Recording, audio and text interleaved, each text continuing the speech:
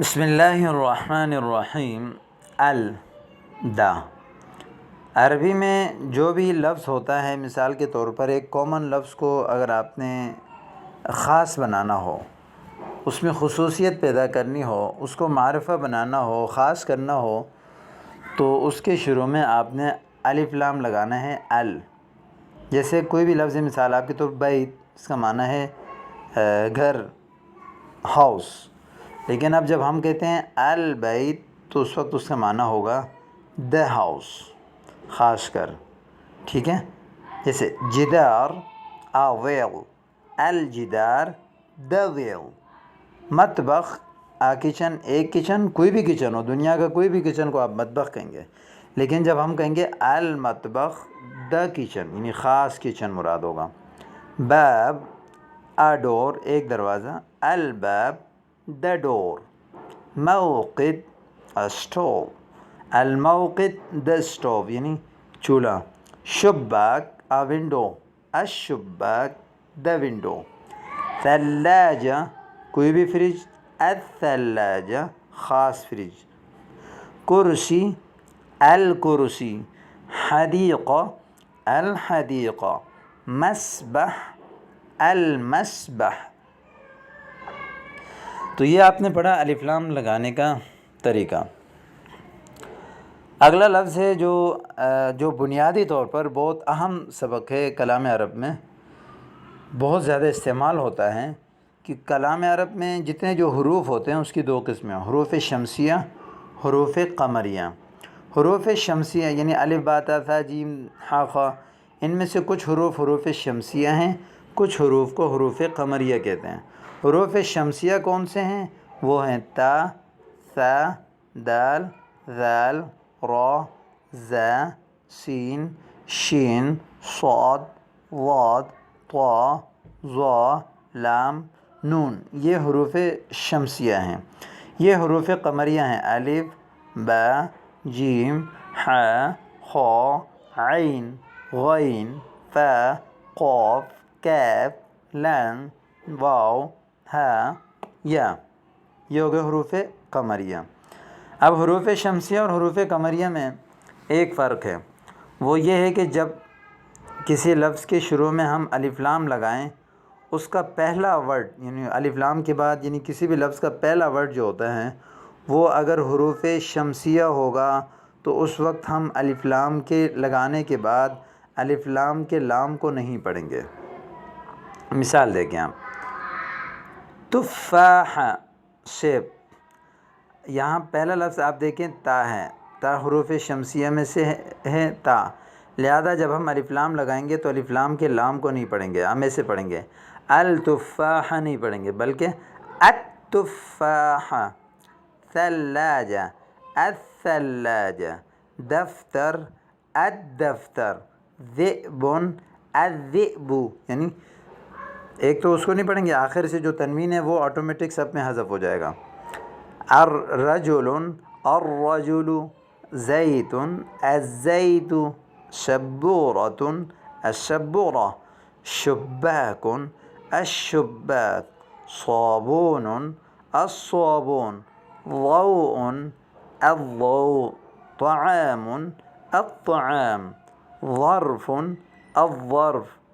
لسان اللسان۔ نبی النبی۔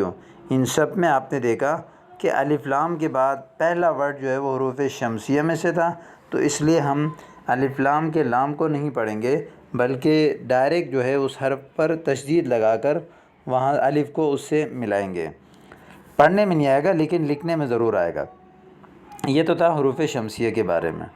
حروف قمریہ یعنی وہ حروف ان کے اوپر اگر ہم الف لام لگائیں گے تو الف لام کا لام پڑھنے میں آئے گا، جیسے ارز یعنی ارزن، نہیں ارزن، یا تو الارز یا الارز۔ باب بے با ہے، الباب۔ جدار الجدار، اس میں جیم ہے شروع میں۔ ہا کی مثال حدیقۃ الحدیقہ۔ خبز الخبز۔ عصیر العصیر۔ غرفة الغرفة۔ فیل الفیل۔ قلم القلم، کرسی الکرسی، موقد الموقد، ولد الولد، حرم الحرم، ید الید۔ اب ان کے ساتھ آپ نے الف لام لگا کر پڑھنا ہے، جیسے الکرسی، المطبخ، الف لام کے لام کو پڑھیں گے کیونکہ میم جو ہے یہ حروف قمریہ میں سے ہیں۔ الحدیقہ، یہاں ہاں حروف قمریہ میں اس لیے لام کو پڑھیں گے۔ المسبح، الموقد، الباب، الجدار، الغرفہ، الشباک، یہاں لام کو نہیں پڑھیں گے کیونکہ شین حروف شمسیہ میں ہے۔ الثلاجہ، الطاولہ، البیت، اسی طرح بیت، البیت، موقد، الموقد، ثلاجہ، الثلاجہ۔ معنی میں فرق آپ کو سمجھ آ گیا، دیکھیں ثلاجہ اس کا معنی ہے آ فریج، الثلاجہ دا فریج، شباک آ ونڈو، الشباک دا ونڈو، باب الباب، غرفہ غرفۃ الغرفہ، جدار الجدار، مطبخ المطبخ، حدیقہ الحدیقہ، مسبح المسبح۔ اب یہاں کچھ الفاظ ہیں آپ کو بتا رہے ہیں کہ ان میں سے صحیح کون سا ہے۔ دیکھیں دا ونڈو، دا ونڈو کے لیے الشباک صحیح ہے، الشباک صحیح ہے، الشباک صحیح ہے، کیوں؟ کیونکہ شین حروف شمسیہ میں سے ہے، لام پڑھنے میں نہیں آئے گا، الشباک۔ دا ہاؤس، البیت صحیح ہے، البیت نہیں، کیونکہ تا کے اوپر ضم یعنی دو پیش نہیں آئے گا، الف لام جب کسی لفظ میں آ جائے تو اس پہ دو پیش خود بخود حذف ہو جاتا ہے، گر جاتا ہے۔ اگلا لفظ آیا کہ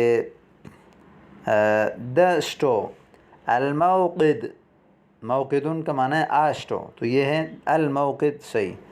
آ ڈور، بابن، دا کچن، المطبخ، آ ویل، جدارن، آ گارڈن، حدیقۃ، آ روم، غرفۃ، دا فریج، الثلاجہ، الثلاجہ یہ دوسرا والا، آ سوئمنگ پول، مسبح، ٹھیک ہے۔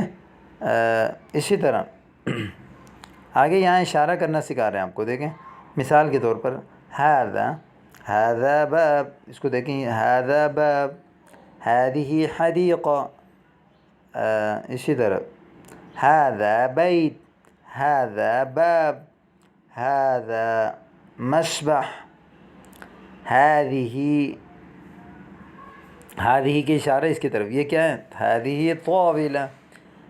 ھذا کا اشارہ اس کی طرف، یہ کیا ہے؟ ھذا شباک۔